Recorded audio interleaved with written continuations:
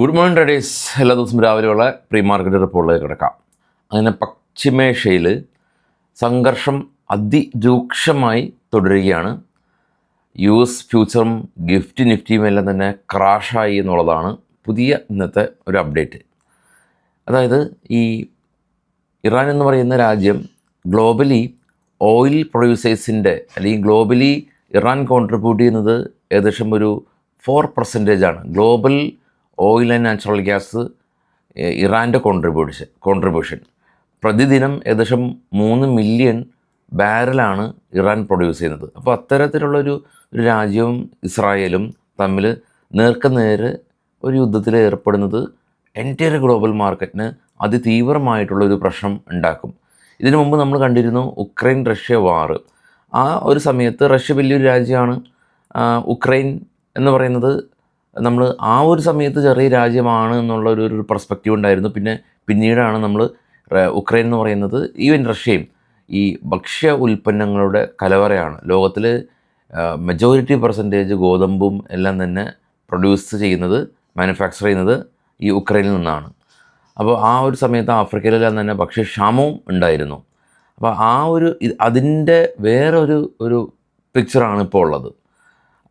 ഇതിൻ്റെ കാരണം ആണ് ഇപ്പോൾ ഇന്നലെ ഓയിൽ മാർക്കറ്റിംഗ് കമ്പനീസ്, ഇന്ത്യൻ മാർക്കറ്റിൽ ട്രേഡ് ചെയ്യുന്ന ഓയിൽ മാർക്കറ്റിംഗ് കമ്പനീസ് സീവിയറായിട്ട് സ്പൈക്ക് ചെയ്തത്. കാരണം ക്രൂഡ് ഓയിലിൻ്റെ വില ശക്തമായിട്ട് ഉയർന്നു.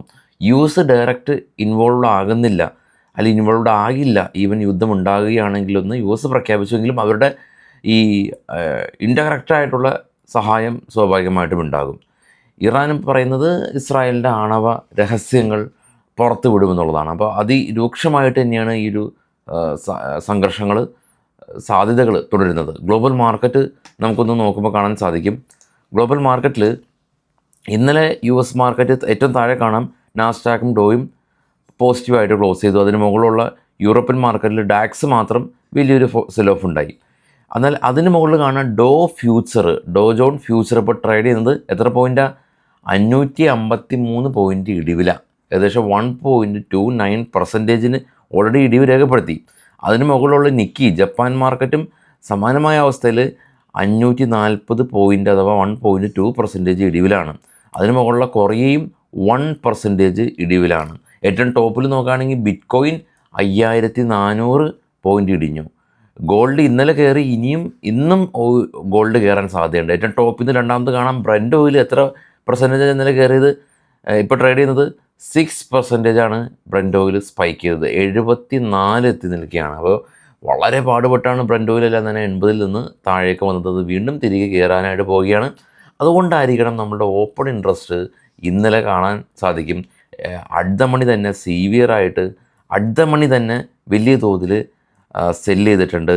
കൂടാതെ തന്നെ PCR അൾട്രാ ബിയറിഷായ 0.6 എത്തി നിൽക്കുന്നത്.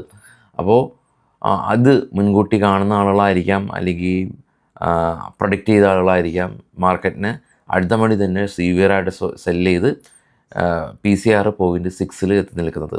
അപ്പോൾ ഇതാണ് ഇപ്പോഴത്തെ ഒരു അവസ്ഥ. അപ്പോൾ പേഴ്സണലി ഞാൻ ഇന്നത്തെ മാർക്കറ്റിൻ്റെ പരിസരത്ത് പോലും എത്തി നോക്കാൻ താല്പര്യപ്പെടുന്നില്ല. കുറച്ച് പൊസിഷൻസ് ഉണ്ട്, അത് ആദ്യമേ തന്നെ എക്സിറ്റ് ചെയ്ത് മാറും. കാരണം യുദ്ധം വരുമോ ഇല്ലയോ നമുക്കറിയില്ല, പക്ഷേ യുദ്ധ സാഹചര്യമാണ്. അപ്പോൾ ഇത്തരം സാഹചര്യത്തിൽ ഈ വിക്സ് പറക്കും, പ്രീമിയം പറക്കും, മാർക്കറ്റ് ഫ്ലക്ച്വേറ്റ് ചെയ്യും. എസ്പെഷ്യലി ഇന്ന് ഫ്രൈഡേ ആണ്. ഞാൻ ആരോടും ട്രേഡ് ചെയ്യരുത് എന്നുള്ളൊരു ആഹ്വാനം ചെയ്യുന്നൊന്നല്ല, എല്ലാവരുടെയും ഇൻഡിവിജ്വൽ ചോയ്സാണ്. പേഴ്സണലി ഞാൻ മാർക്കറ്റിൽ വലിയ വളരെ രീതിയിൽ ആക്റ്റീവ് ചെയ്യുന്നില്ല. കാരണം ഉക്രൈൻ റഷ്യ സമയത്ത് നമ്മൾ അത് കണ്ടിട്ടുള്ളതാണ് അതിൻ്റെ ഒരു തീവ്രത. അപ്പോൾ കാത്തിരിക്കാം, നല്ല അവസരം കിട്ടുമായിരിക്കും. ചിലപ്പോൾ ഇന്ന് യൂറോപ്യൻ മാർക്കറ്റ് ഓപ്പൺ ചെയ്യും, അപ്പോഴായിരിക്കും നല്ലൊരു അവസരം കിട്ടുന്നത്. അപ്പോൾ ഒന്ന് ചാടി കയറാം. ആദ്യമേ തന്നെ രാവിലെ എന്തെങ്കിലും ചെയ്തിട്ട് അത് നമ്മൾ ഈ സ്റ്റിക്ക് ഓൺ ആയി അതിൽ നിന്ന് പിൻവലിയാൻ പറ്റാതെ 3:30 വരെ സ്ക്രീനിൽ കണ്ണും നട്ട് നോക്കിയിരിക്കാൻ ഇന്ന് ഞാൻ താല്പര്യപ്പെടുന്നില്ല. നിങ്ങൾ സ്വയം തീരുമാനമെടുക്കുക.